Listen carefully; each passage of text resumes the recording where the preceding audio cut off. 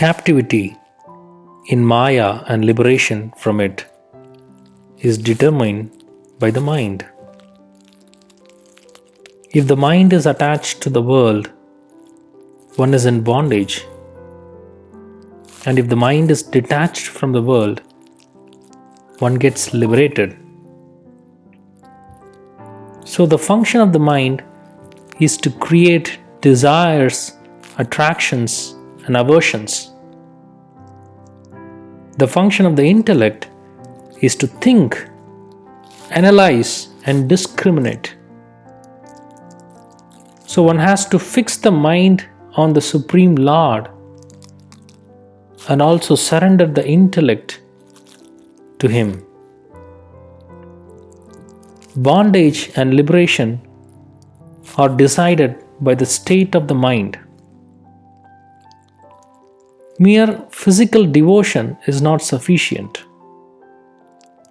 We have to absorb the mind in thinking of God. The reason is that without the engagement of the mind, mere sensory activity is of no value. For example, we hear a sermon with our ears, but if the mind wanders off, we will not know what we said. The words will fall on the ears, but they will not register. This shows that without engaging the mind, the work of the senses do not count. On the other hand, the mind is such an instrument that in it all the senses reside in the subtle form. Thus, even without the actual sensory activity, the mind experiences the perception of sight, smell, taste, touch, and sound.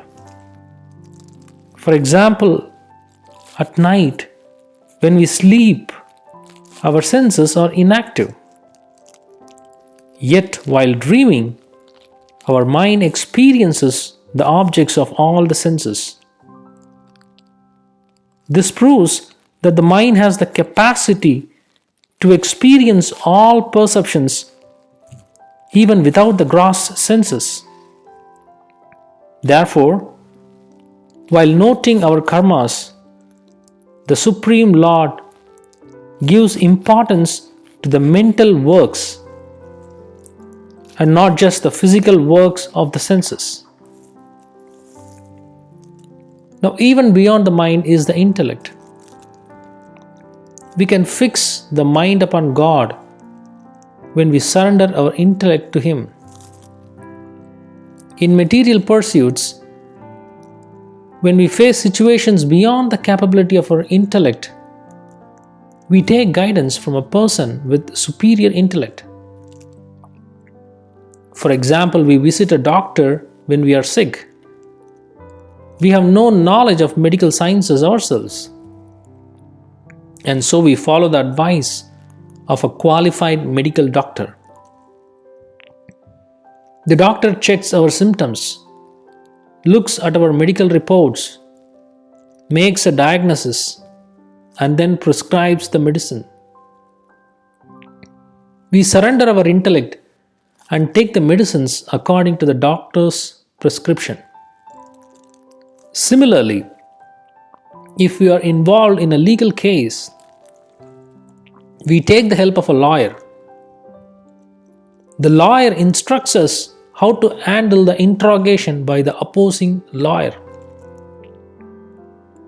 Having no knowledge of law ourselves, we surrender our intellect and simply do as the lawyer says.